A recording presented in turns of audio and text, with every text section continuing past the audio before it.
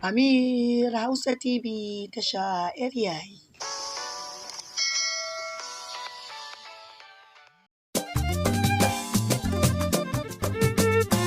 So da soyayya.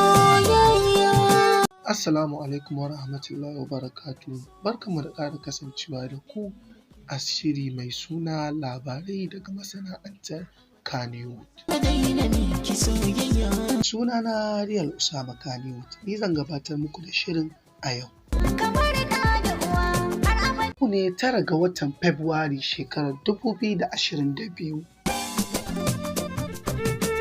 Kamfanin da ke sarrafa kayan abinci Ayola Rice Flour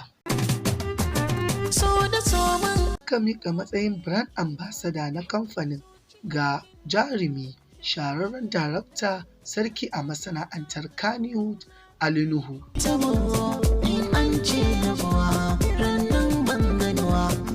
Dubban masoya na taya farin ciki tare da addu'ar Allah ya taya riƙo.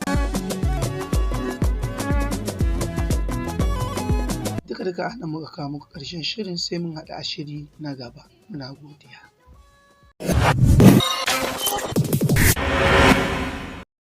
Amir Hausa TV tasha 'yar yayi.